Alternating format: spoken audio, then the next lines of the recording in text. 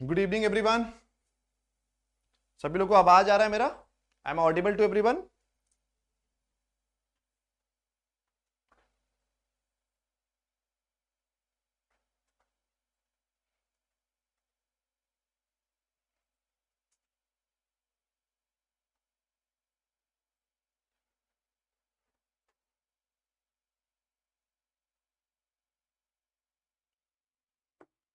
ठीक है, तो आज हम लोग बात करते हैं नेक्स्ट लेक्चर की। ठीक है, यूपी पीजीटी कॉमर्स का। ठीक है, तो हम लोग बात करेंगे यूपी पीजीटी कॉमर्स का। क्लियर? ठीक है, नेक्स्ट लेक्चर की हम लोग बात करेंगे। तो इसमें पहले आज अभी तक की कोई डाउट हो तो प्लीज बता दीजिए। किसी को कोई डाउट हो प्लीज बताइए।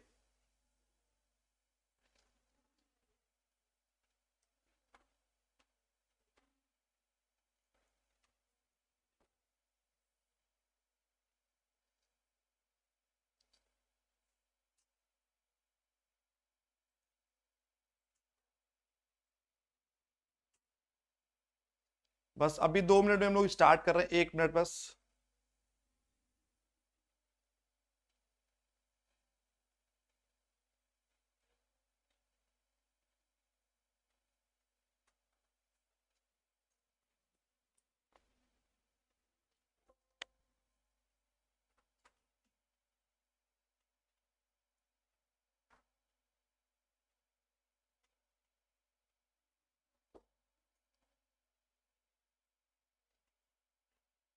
ठीक है,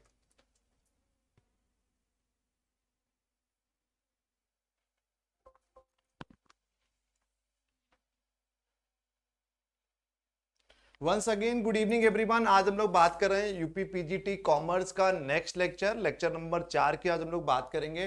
तो आज बात करेंगे व्यापार संगठन का प्रारूप कि what are the forms of business organisation. बहुत कम टॉपिक है हमारे सेकंड यूनिट खंड बाकी हम लोग बात कर रहे हैं। यूपी पीजीटी का जो सेकंड यूनिट है हमारा, ओवरऑल हमारी 3 यूनिट्स में 3 भागों में पूरा पीजीटी का सिलेबस बटा हुआ है। यूपी पीजीटी कॉमर्स का आप लोगों को देखा ही है। ठीक है, तो आज हम लोग आगे उसी के सिलसिले में, उसी में हम लोग आज 3 लेक्चर हम लोग कंप्लीट कर चुके हैं। तो चौथा लेक्चर, लेक्चर नंबर 4 की आज हम लोग यूपी पीजीटी कॉमर्स की बात करेंगे। तो इसमें आज हम लोग बात करेंगे फॉर्म्स ऑफ बिजनेस ऑर्गेनाइजेशन, व्यापार संगठन का प्रारूप। बिजनेस ऑर्गेनाइजेशन क्या होता है, पहले उसके फॉर्म से पहले कि संगठन के प्रारूप क्या क्या होते हैं, उससे पहले हम लोग आज बात करेंगे कि किस तरीके से कि बिजनेस ऑर्गेनाइजेशन क्या होता है। पहले आपको समझ में आना चाहिए कि बिजनेस ऑर्गेनाइजेशन होता क्या है। ठीक है, क्लियर? तो बिजनेस ऑर्गेनाइजेशन क्या होता है कि बिजनेस तो हम लोगों को पता है कि व्यापार संगठन, जहां पर 2 या 2 से ज्यादा लोग मिलकर एक कॉमन उद्देश्य को, कॉमन गोल को अचीव करने के लिए काम करते हैं, उसको हम लोग क्या कहते हैं? Business organisation. क्लियर? समझ गए? ऑर्गेनाइजेशन पता है आपको सबसे पहले दिन में हमने आपको बताया था कि ऑर्गेनाइजेशन, संगठन और प्रबंधन में अंतर क्या होता है। तो ऑर्गेनाइजेशन क्या होता है, दोबारा एक बार बता रहे हैं। ऑर्गेनाइजेशन इज ऑल अबाउट जहां पे 2 या 2 से ज्यादा लोग आपस में मिलकर एक कॉमन उद्देश्य, एक समान उद्देश्य को पूरा करने के लिए जो काम करते हैं, उसको ऑर्गेनाइजेशन कहते हैं। भाई अगर बिजनेस ऑर्गेनाइजेशन दोनों को मिला देंगे, that will be become the business organisation. तो बिजनेस ऑर्गेनाइजेशन में बहुत डिटेल में नहीं जाना, कोई क्वेश्चन भी नहीं आता। मुद्दा है कि बिजनेस ऑर्गेनाइजेशन कि फॉर्म्स कौन कौन सी होती हैं। बहुत इंपॉर्टेंट टॉपिक है यूपी पीजीटी के पर्सपेक्टिव से। तो हम लोग इसमें पहले से आज स्टार्टिंग से बात करेंगे कि what are the forms of. ठीक है, तो स्टार्टिंग में पहले बात करते हैं हम लोग। ठीक है, तो what are the 4 forms of business organisation. तो कौन कौन सी है? सोल प्रोप्राइटरशिप की बात करेंगे हम लोग, पार्टनरशिप की बात करेंगे, ज्वाइंट स्टॉक कंपनी की बात करेंगे और कोऑपरेटिव सोसाइटीज की हम लोग बात करेंगे। ठीक है, उसके अलावा हम लोग टोटल बिजनेस ऑर्गेनाइजेशन हम लोग किस तरीके से कर सकते हैं, अभी और आगे हम लोग डिटेल में इसको पूरा लेकर जाएंगे। तो एक एक करके हम लोग स्टार्टिंग कर रहे हैं कि समझ गए। जो लोग लेट ज्वाइन किए तो दोबारा हम बता रहे हैं कि आज हम लोगों का टॉपिक है बिजनेस ऑर्गेनाइजेशन, व्यापार, बिजनेस ऑर्गेनाइजेशन के फॉर्म्स, व्यापार संगठन के प्रारूप की आज हम लोग बात कर रहे हैं कि किस किस तरीके से आप व्यापार कर सकते हो और एक बिजनेस ऑर्गेनाइजेशन की किस किस तरीके से बिजनेस ऑर्गेनाइजेशन आप व्यापार संगठन बना सकते हो। ठीक है, तो हम लोग स्टार्ट कर रहे हैं। सबसे पहले सोल प्रोप्राइटरशिप। हम लोगों ने पूरे कंटेंट को 4 भागों में डिवाइड किया है। सोल प्रोप्राइटरशिप की हम लोग बात कर रहे हैं, पार्टनरशिप, जनरल एंड लिमिटेड की हम लोग बात करेंगे, ज्वाइंट स्टॉक कंपनी की हम लोग बात कर रहे हैं, कोऑपरेटिव सोसाइटी की बात करेंगे। हम लोग चार चीजों को, आज का पूरा लेक्चर हमारा कहना है कि इन चार चीजों के बारे में बात करेंगे कि ये चारों चीजें क्या होती हैं, कैसे आप अपना अगर बिजनेस अपना अगर आप अपना भी व्यापार करना चाहते हैं मार्केट में। देखिए सीधी सी बात है, आप दुनिया के हर इंसान को पता है कि अगर आप कोई भी व्यापार मार्केट में करना चाहते हैं तो उससे पहले आपको रजिस्ट्रेशन कराना पड़ेगा। तो रजिस्ट्रेशन कराने के लिए आपके बिजनेस का प्रारूप क्या होगा, सोल प्रोप्राइटरशिप मतलब अकेले पूरा काम करना चाहते हैं आप, ज्वाइंट वेंचर दो लोग मिलकर काम करना चाहते हैं, पार्टनरशिप में काम करना चाहते हैं, प्राइवेट लिमिटेड में काम करना चाहते हैं, एनजीओ बना के काम करना चाहते हैं या सोसाइटी बना के काम करना चाहते हैं। तो अलग अलग कई कई सारे ऑप्शंस अवेलेबल है मार्केट में। अब आप पर डिपेंड करता है कि whatever the options you just want to choose, कौन सा ऑप्शन आप चूज करना चाहते हो अपने व्यापार को आगे बढ़ाने के लिए, अपने व्यापार को स्टार्ट करने के लिए। तो हम केवल इन चार कंटेंट के बारे में बात करेंगे। सोल प्रोप्राइटरशिप जो अकेले करते हैं, partnership, general and limited partnership LLP जो आपने सुना होगा, लिमिटेड लायबिलिटी पार्टनरशिप की बात करेंगे, ज्वाइंट स्टॉक कंपनी की हम लोग बात करेंगे एंड कोऑपरेटिव सोसाइटी की हम लोग बात करेंगे। तो सबसे पहले हम लोग स्टार्ट करते हैं सोल प्रोप्राइटरशिप की। सोल प्रोप्राइटरशिप क्या होती है? तो ये sole proprietorship is a business owned and operated by the one individual. ठीक है, तो ये कॉन्सेप्ट याद रखिएगा कि सोल प्रोप्राइटरशिप जब आप कोई भी कंपनी को अकेले बिल्कुल अकेले ओपन करना चाहते हैं, वहां पर आप सोल प्रोप्राइटरशिप में जाके अपना रजिस्ट्रेशन करा लीजिए। मतलब जो भी एक रजिस्ट्रेशन आपको कराना है वो आप एज ए सोल प्रोप्राइटरशिप करा सकते हैं। ठीक है, क्लियर? अब बात करें द शॉप्स और store which you see in your locality, the grocery store, the vegetable store, the sweet shop, the chemist shop. ठीक है, मतलब हमने एग्जाम्पल दिए हैं, ये कहीं ना कहीं ये सब हमारे सोल प्रोप्राइटरशिप की हैं। सीधी सी बात है, सोल प्रोप्राइटर्स की जो कंप्लायंसेस होती हैं, जो लीगल कंप्लायंसेस की हम लोग बात करेंगे। जैसे हम लोग को पता है कि कोई भी व्यापार करेंगे तो कहीं ना कहीं बहुत ज्यादा लीगल कंप्लायंसेस, कानूनन चीजें बहुत ज्यादा होती हैं।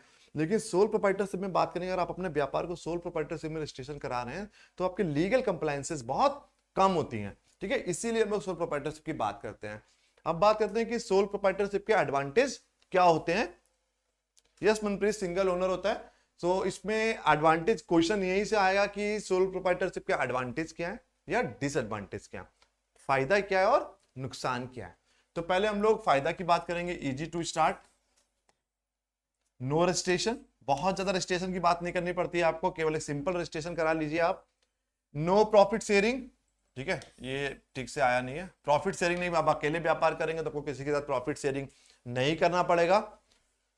इजी डिसीजन मेकिंग, ठीक है, ये इजी यहां पर लिख लेते हैं। ठीक है, इजी डिसीजन मेकिंग, निर्णय आपको खुद से लेना है। अगर मान लीजिए अपने बिजनेस का एक्सपेंशन करना है, आपको कोई प्रोडक्ट को बढ़ाना है, प्रोडक्ट को घटाना है, व्यापार का प्रारूप चेंज करना है, तो कहीं ना कहीं आपको किसी से कोई भी आपको निर्णय लेने की जरूरत नहीं है। तो कहीं ना कहीं प्रॉफिट शेयरिंग भी नहीं करेंगे आप, और डिसीजन मेकिंग भी हमारी क्या होगी, इजी होगी, सरल होगी, क्योंकि अकेले आपको ही निर्णय लेना है। Easy to wind up, yes, ये भी बहुत बड़ा एक कॉन्सेप्ट है। सीधी सी बात है, अगर आप अपने व्यापार को अगर बंद करना चाहते हैं, बिजनेस को बंद करना चाहते हैं, भाई प्राइवेट लिमिटेड की बात करेंगे दुनिया के, और व्यापार के प्रारूप की बात करेंगे, वहां पर कहीं ना कहीं व्यापार बंद करने के लिए भी बहुत ज्यादा लीगल कंप्लायंसेस हैं, कानूनन बहुत अलग अलग चीजें हैं, प्रक्रियाएं हैं, उन आपको वो सब प्रोसेस को फॉलो करना पड़ेगा, उसके बावजूद ही आप अपने बिजनेस को बंद कर सकते हैं। बट अगर हम लोग वही बात करते हैं कि एडवांटेज इसमें सोल प्रोप्राइटरशिप की बात करेंगे तो इजी टू बाइंड अप, अपने व्यापार को इजीली आप खत्म कर सकते हैं। सीक्रेट मतलब information about business techniques, no, ठीक है, पहले ये अलग है और नो ये अलग है। ठीक है, नो कॉर्पोरेट टैक्स। ठीक है, तो सीक्रेट्स मतलब जो भी आपके व्यापार के सीक्रेट्स होंगे, जो भी, बिकॉज दुनिया की हर बिजनेस में, हर व्यापार में कुछ ना कुछ अपने सीक्रेट्स होते हैं, और कहीं ना कहीं, बट अगर आप अकेले व्यापार करेंगे तो वो पूरा आपके पास में रहेंगे। तो सीधी सी बात है, सिक्रेसी और प्राइवेसी बहुत ज्यादा मेंटेन रहती है हमारी किसमें, सोल प्रोप्राइटरशिप में। क्लियर? ठीक है, तो कहीं ना कहीं इसीलिए हम बात कर रहे हैं कि सोल प्रोप्राइटरशिप में आपकी सिक्रेसी बहुत ज्यादा रहेगी, और नो कॉर्पोरेट टैक्स। सबसे बड़ी बात है कि आप कितना भी पैसा कमा लेंगे लेकिन कॉर्पोरेट टैक्स आपको देना नहीं पड़ेगा, आप इंडिविजुअल टैक्स पे करेंगे, कॉर्पोरेट टैक्स आपका, सोल प्रोप्राइटरशिप का बिजनेस आपका कॉर्पोरेट टैक्स में नहीं आता है। तो सीधी सी बात है, आपको आज समझ में आ गया कि सोल प्रोप्राइटरशिप के अकेले व्यापार करने के आपको क्या क्या एडवांटेज है। अब बात करते हैं डिसएडवांटेज, हानियां क्या क्या है, नुकसान क्या होता है। पहले होता है अनलिमिटेड लायबिलिटी, सीधी बात है भाई, रिस्क क्या होगा आपका, हाई रिस्क होगा। रिस्क हमारा कैसा होगा, हाई रिस्क होगा।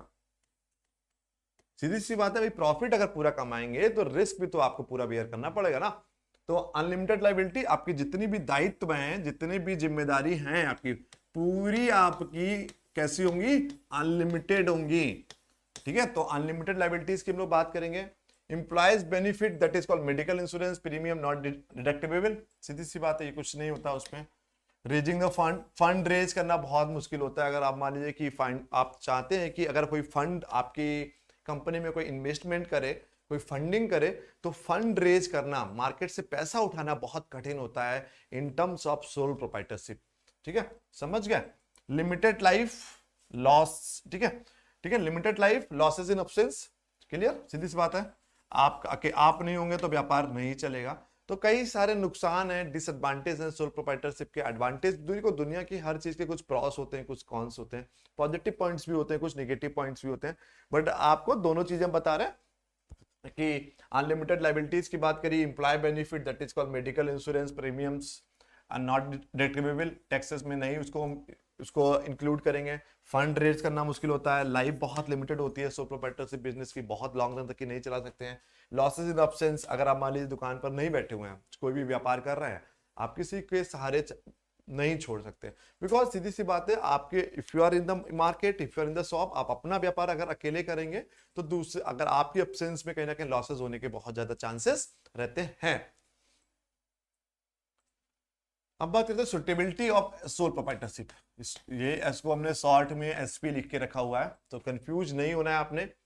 For businesses where the capital required is small and risk involvement is not heavy, this type of firm is suitable. ठीक है, जहां पर आप कहीं बहुत बड़ा व्यापार करना नहीं चाहते, आपके बिजनेस का साइज बहुत ज्यादा नहीं है, एक्सपेंडेड बिजनेस नहीं है, लिमिटेड बिजनेस की हम लोग बात कर रहे हैं, फंड भी आप बहुत स्मॉल लगा रहे हैं, तो कहीं ना कहीं हम लोग क्या कर सकते हैं, सोल प्रोप्राइटर्स की बात कर सकते हैं। Clear. It is also considered suitable for the production of good which involve the manual skill. भाई एग्जाम्पल दिया, हैंडीक्राफ्ट, ठीक है, फ्लीगर, ज्वेलरीज, टेलरिंग, हेयर कटिंग, मतलब कहीं ना कहीं जो छोटे छोटे काम्स होते हैं, जितने भी छोटे छोटे हमारे अनऑर्गेनाइज, कुल मिलाकर बात करेंगे अनऑर्गेनाइज सेक्टर। ठीक है, सिंपल सी बात है, ये याद रखिए कि अनऑर्गेनाइज सेक्टर जो है वो हमारा पूरा कुल मिला के क्या काम करता है, सोल प्रोप्राइटरशिप में अपनी रजिस्ट्रेशन करा के अपना व्यापार को आगे बढ़ाता है। ठीक है,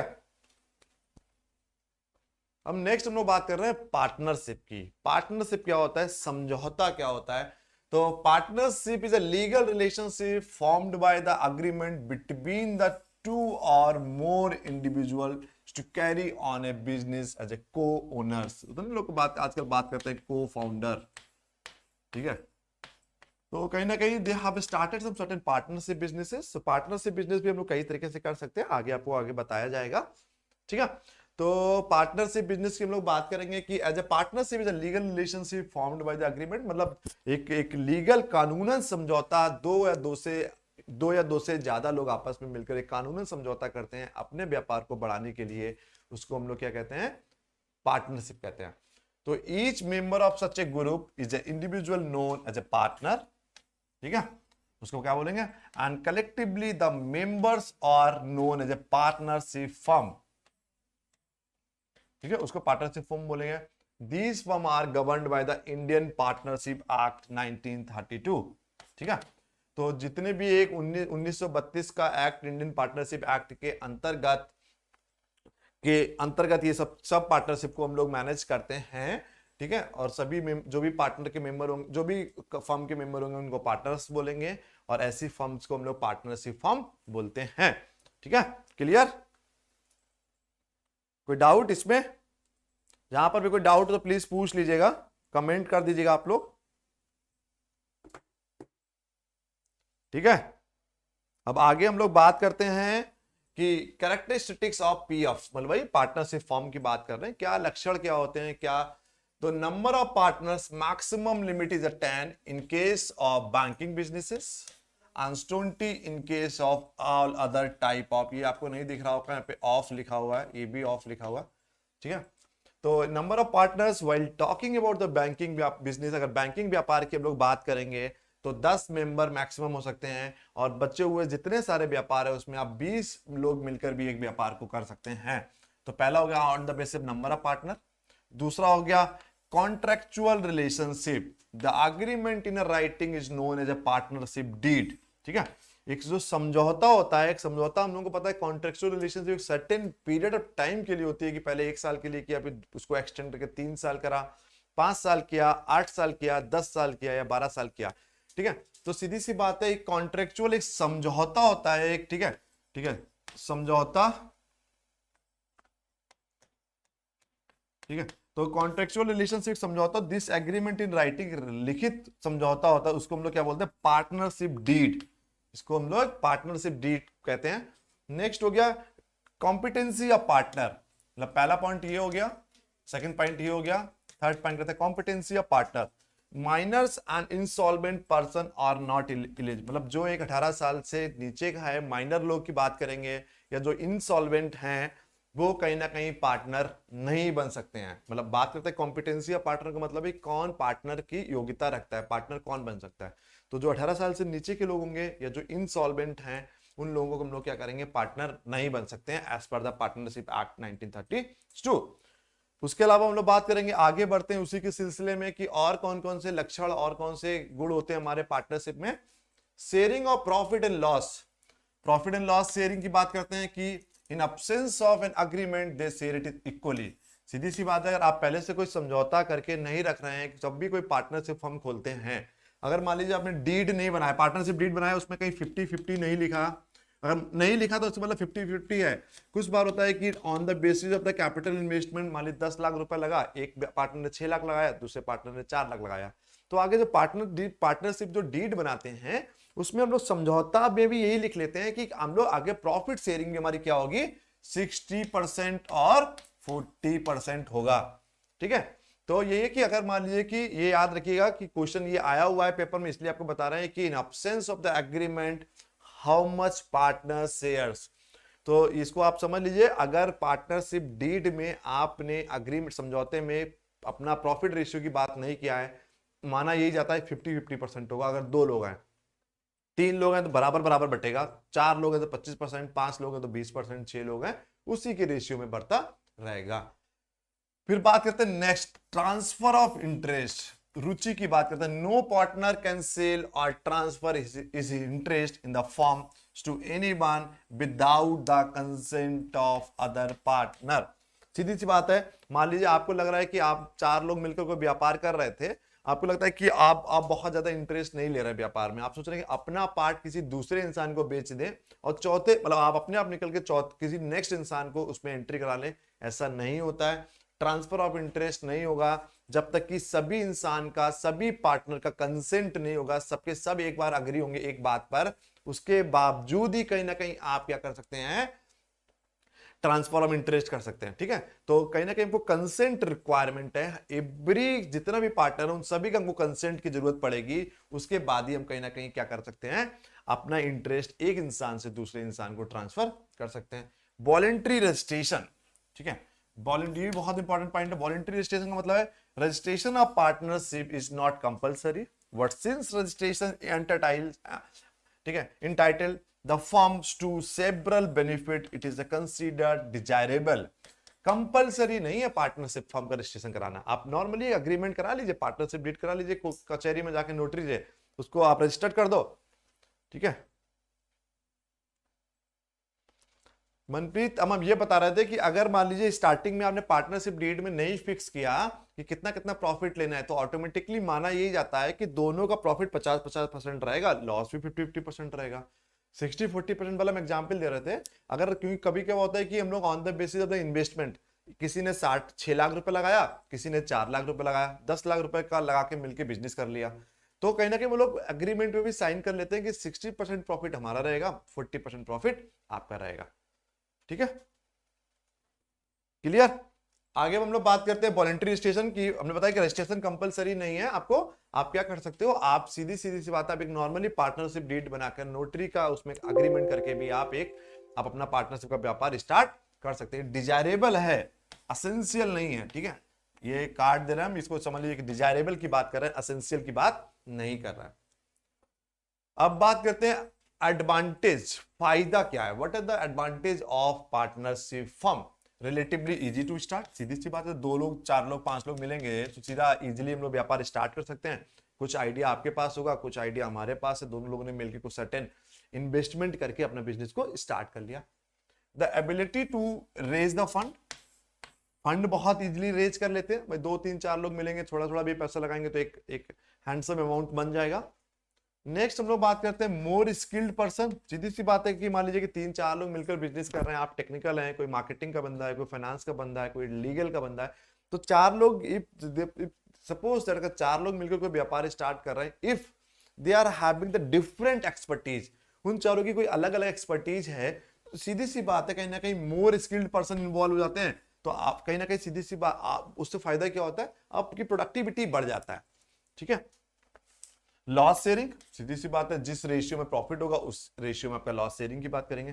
no losses in absence, yes, ये भी अगर 4 लोगों ने व्यापार मिलकर किया स्टार्ट, अब एक आदमी की छुट्टी पे चला गया तब भी कहना व्यापार चलता रहेगा, कंटिन्यूटी बनी रहेगी बिजनेस की, लॉसेस का चांसेस नहीं रहेगा, क्योंकि 3 लोग तो कहीं ना कहीं उसको मैनेज कर ही रहे हैं, ठीक है।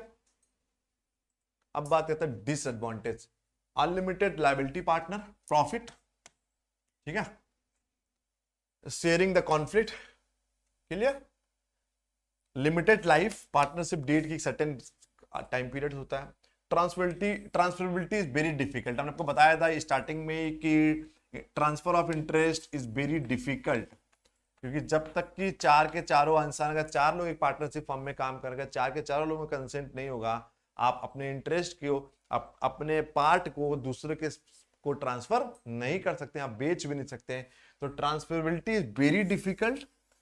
लिमिटेड लाइफ की बात कर रहे हैं, अनलिमिटेड लाइबिलिटी प्रॉफिट है कि अनलिमिटेड लाइबिलिटीज भी है आपकी कहीं ना कहीं, और कॉन्फ्लिक्ट आपका हमारा बहुत ज्यादा रहता है। सीधी सी बात है, जब कोई 2 3 लोग 4 लोग मिलकर व्यापार करेंगे तो chances of conflict, chances of होता ही है, सबकी एक टाइम के बाद, स्टार्टिंग में सब ठीक चलता है, एक टाइम के बाद सोच चेंज हुआ, परसेप्शन चेंज हुआ और चीजों में कॉन्फ्लिक्ट हो जाता है। अब बात करते हैं सुटेबिलिटी ऑफ पीएफ, क्या पार्टनरशिप फर्म हम लोग कहां पर स्टार्ट कर सकते हैं, ठीक है। तो such firms are most suitable for the comparatively small businesses such as, लोग कोई छोटा व्यापार अपने स्टार्ट करना है, 2 लोगों ने 3 लोगों ने थोड़ा थोड़ा फंड लगाया, छोटा छोटा पैसा लगा के अपना व्यापार को स्टार्ट कर लिया, तो इसमें हमने एग्जांपल दिया है, retail and the wholesale trade की बात करेंगे, प्रोफेशनल सर्विसेज की बात करेंगे, मीडियम साइज मर्केंटाइल हाउसेस की बात करेंगे, एंड स्मॉल मैन्युफैक्चरिंग यूनिट्स, मतलब कुल मिला के जो स्मॉल स्केल इंडस्ट्रीज जो होती है ना, कहीं एसएसआई की बात करेंगे या स्मॉल बिजनेसेस की बात करेंगे, वहां पर 2 लोग 4 लोग मिलकर अपना छोटा छोटा कैपिटल स्टार्ट करके they can start their own venture, उसी को हम लोग पार्टनरशिप फर्म कहते हैं। नेक्स्ट हम लोग बात कर रहे हैं ज्वाइंट स्टॉक कंपनी। अब ज्वाइंट स्टॉक कंपनी क्या होता है, a voluntary association of the persons to carry on the businesses, जब 2 या 2 से ज्यादा लोग मिलकर आपका वॉलंटरी एसोसिएशन बना लिया कोई बिजनेस व्यापार को आगे बढ़ाने के लिए। Member of joint stock company are known as a shareholders and the capital of the company is known as a share capital, ठीक है, क्लियर। जो भी एक ज्वाइंट स्टॉक कंपनी में जो भी मेंबर होते हैं उनको हम लोग शेयर होल्डर्स कहते हैं, जो पैसा निकलता है, जो पैसा कैपिटल हम लोग इकट्ठी करते हैं उसको हम लोग शेयर कैपिटल कहते हैं। The companies are governed by the Indian companies act 1956, 1956 के अंतर्गत इसको हम लोग गवर्न करते हैं। Example the Tata iron steel company, Hindustan lever limited, Reliance industries limited, तो कहीं ना कहीं ये हमारी ज्वाइंट स्टॉक कंपनी के अंतर्गत आते हैं। अब बात करते हैं कि फीचर्स क्या होते हैं, what are the features of joint stock company, कौन कौन से फीचर्स हैं ज्वाइंट स्टॉक कंपनी के। आर्टिफिशियल पर्सन, आपको अभी एक आगे लॉ के दौरान भी पढ़ाएंगे, company is an artificial person. 2 चीजें होती है, एक व्यापार अलग होता है, अब सपोज आपने कोई बिजनेस स्टार्ट किया तो आप अलग हैं, व्यापार अलग है, तो business is totally artificial person we have, clear. उसकी कोई भी एक फिजिकल प्रेजेंस नहीं होती है, पूरी एक आर्टिफिशियल प्रेजेंस होती है, ठीक है। सेपरेट लीगल एंटिटी, भाई हमने जो बात किया बिजनेस अलग है, इंडिविजुअल अलग है। कॉमन सील, ठीक है। परसेप्चुअल एग्जिस्टेंस, कंटिन्यूटी चलती रहेगी हमेशा, लॉन्ग लाइफ चलती रहेगी। लिमिटेड लाइबिलिटी, अगर आपने एलएलपी खोला है तो लिमिटेड लाइबिलिटी पार्टनरशिप के तहत खोला है तो लिमिटेड लाइबिलिटी होती है। Transferability of the shares, shares को आप एक जगह से दूसरी जगह इजीली ट्रांसफर कर सकते हैं हम लोग, ठीक है। तो ट्रांसफरेबिलिटी ऑफ द शेयर्स बहुत इजीली है। Membership, minimum membership of 2 persons and maximum 50 is known as a private limited company.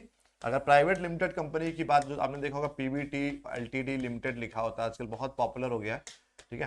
तो प्राइवेट लिमिटेड कंपनी बहुत ज्यादा कंप्लायंसेस होती है उन सब चीजों में। तो minimum membership of the 2 person, at least a private limited company खोलना आपको 2 लोगों का जरूरत है। But in case of the public limited company the minimum is 7 and the maximum member is unlimited. ठीक है, पब्लिक तो हम लोग खोल ही नहीं सकते। अगर बीइंग एन इंडिविजुअल की बात करेंगे तो आपको ये पब्लिक का मतलब हो गया सरकारी कंपनी। तो सरकारी कंपनी तो हम लोग खोल ही नहीं सकते। सरकारी कंपनी खोलने के लिए अर्चना बेस एक्ट 1956 की हम लोग बात करते हैं, वो उसको मॉडिफाई करके 2013 की बात करेंगे, वो सब अलग बात है, ठीक है।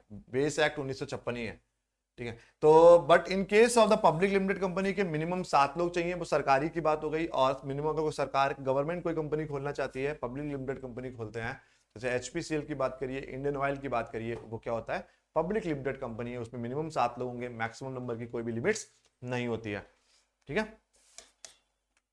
ये फीचर्स हो गए।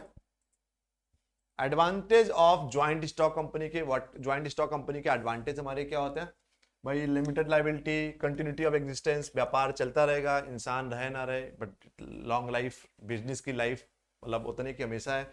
Benefit of the large scale operation, बहुत बड़ा व्यापार करने की बात कर रहे हैं, ब्रांचेस ओपन की बात कर रहे हैं, आप एक्सपेंशन बिजनेस का करना चाहते हैं, तो कहीं ना कहीं जब लार्ज स्केल बिजनेस की हम लोग बात करेंगे, वहां पर आपको बहुत ज्यादा, ठीक है, जरूरत पड़ेगा आपको, तो एडवांटेज है।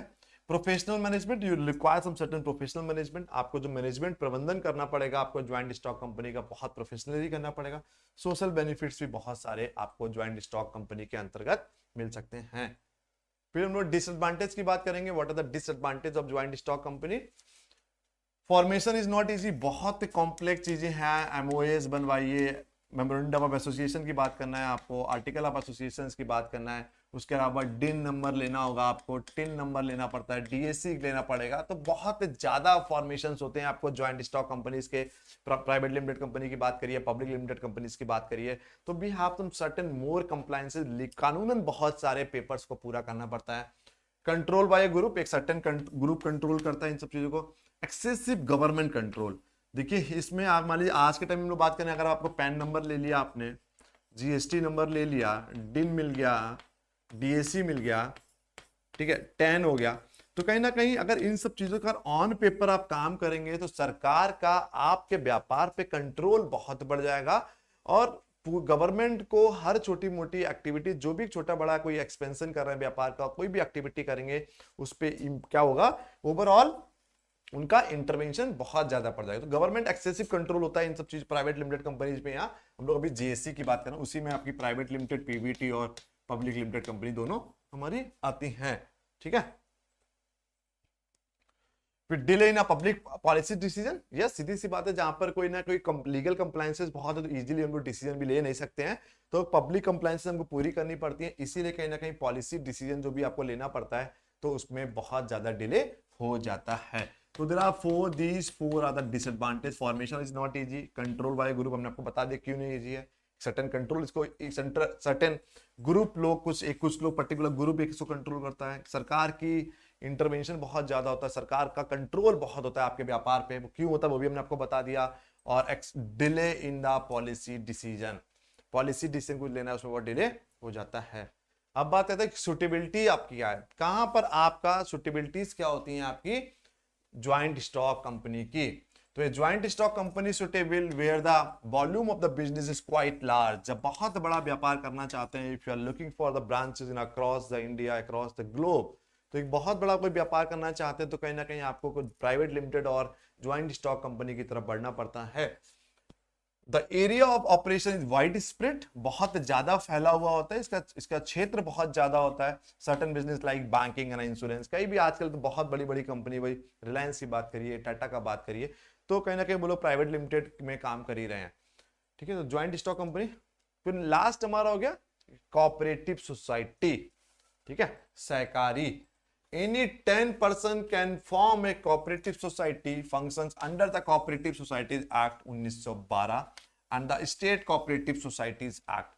तो द मेन मतलब ये कि आपने जब 10 कोई भी 10 लोग मिलकर एक कोऑपरेटिव सोसाइटी को बना लिया आपने और अपना बिजनेस करना स्टार्ट कर दिया, इसको हम लोग ना प्राइवेट बोलते हैं ना सरकारी बोलते हैं, इसको सहकारी बोलते हैं। तो rendering service rather than the earning profit. कुल मिलाकर मतलब कोऑपरेटिव चीजों की बात करते हैं, मेन मुद्दा होता है इनका मेन काम प्रॉफिट मैक्सिमाइजेशन नहीं होता है, इनका मेन काम होता है to serve the society. Society को सर्व करने के लिए हम लोग बात करते हैं, सेवा भाव सेवा करने के लिए होता है। मेन मुद्दा कहीं ना कहीं प्रॉफिट गेन करने का नहीं होता है। तो इसे लिखिए, तो rendering the service rather than earning the profit. Profit कमाने की बात नहीं करना करते हम लोग कोऑपरेटिव सोसाइटीज में। व्यापार क्या करना, सोसाइटी को सर्व करने की बात कर रहे हैं, सोसाइटी को आपको सेवा करने की बात कर रहे हैं। Mutual help instead of competition. एक दूसरे जितने भी कोऑपरेटिव सोसाइटीज होती हैं वो एक दूसरे की म्यूचुअली हेल्प करती हैं, आपस में मदद करती हैं, कंपटीशन क्रिएट नहीं करती जैसे एक प्राइवेट लिमिटेड कंपनीज पे या ठीक है, जो भी हमारी ज्वाइंट स्टॉक कंपनी में कंपटीशन होता है। Self help in place of dependency. खुद सब इंसान जितने भी लोग कोऑपरेटिव सोसाइटी बनाते हैं खुद अपनी की मदद करने की कोशिश करते हैं, ठीक है। डिपेंडेंसी ज्यादा, सरकार की डिपेंडेंसी की बात करिए, दूसरे की डिपेंडेंसी पे बहुत ज्यादा भरोसा नहीं करते हैं।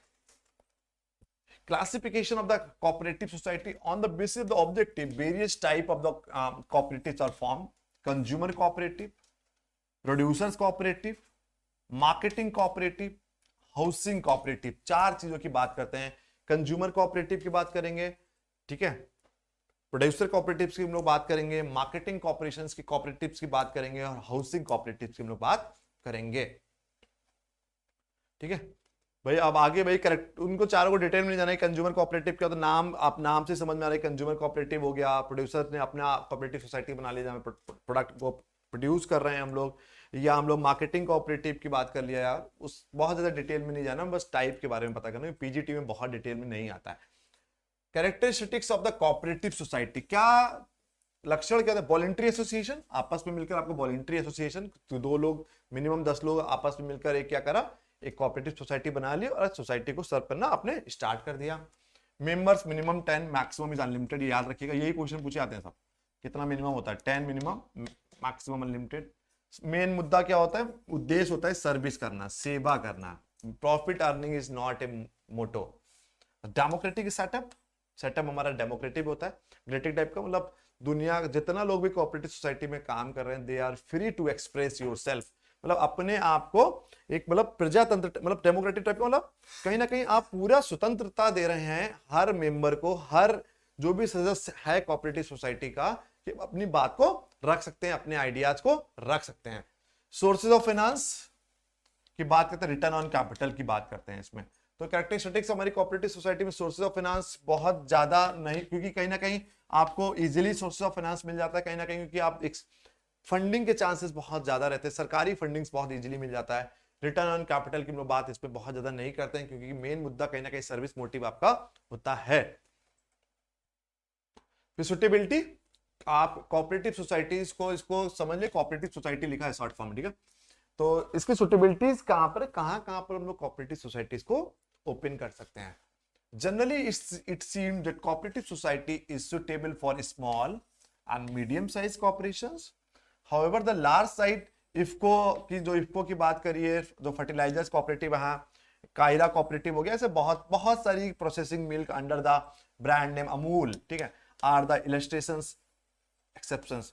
अदरवाइज कहीं ना कहीं जो भी कोऑपरेटिव सोसाइटीज होती हैं स्मॉल स्केल और मीडियम साइज ऑपरेशंस में हम लोग इसको यूज कर सकते हैं। तो बहुत सारी cooperative society across the globe काम कर रही हैं, लेकिन इफको एक बहुत बड़ा ब्रांड है, बहुत लार्ज स्केल पे काम कर रहा है। अदरवाइज ये एक्सेप्शंस है, अदरवाइज हम लोग स्मॉल स्केल इंडस्ट्रीज में और मीडियम स्केल इंडस्ट्रीज में कोऑपरेटिव सोसाइटीज को यूज करते हैं। तो ये था हमारा व्यापार संगठन का प्रारूप का, हमने चारों का बात कर लिया, प्राइवेट लिमिटेड कंपनी की बात किया, पब्लिक लिमिटेड कंपनी की बात किया, ज्वाइंट स्टॉक कंपनीज की हमने बात किया, सोल प्रोप्राइटरशिप की हम लोगों ने बात किया, लिमिटेड लायबिलिटी पार्टनरशिप की बात किया, पार्टनरशिप फर्म की हम लोगों ने आज बात किया, और लास्ट में हम लोगों ने कोऑपरेटिव सोसाइटीज की बात किया। तो अगर कोई डाउट है तो आपने व्हाट्सएप से पूछ लीजिए, जैसे आप लोग पूछ लेते हैं हमेशा। तो once again thank you so much for joining UPPGT commerce. हमने आपको बताया था कि स्टार्टिंग में हम लोग 3 दिन 4 दिन 5 दिन का क्लासेस चलाएंगे, फ्री क्लासेस। इसके बाद देयर आर मेनी स्टूडेंट जो पेड हैं, तो all those person who just want to be take the admissions, so you have to be take the admissions by tomorrow, otherwise classes will be the unlisted. So all those persons who have paid some certain amount of the money, they will be only able to watch it. ठीक है, तो बहुत minimum fees हम लोगों ने इसीलिए रखा है ताकि ज्यादा से ज्यादा लोग जुड़ सके और ज्यादा से ज्यादा तक के लोगों को फायदा हो सके। तो once again we will meet you by tomorrow at 4 PM। ठीक है, हम लोग कल एक नए टॉपिक के साथ जुड़ेंगे यूपीपीजीटी कॉमर्स का लेक्चर नंबर 5 के साथ। Once again thank you so much for joining.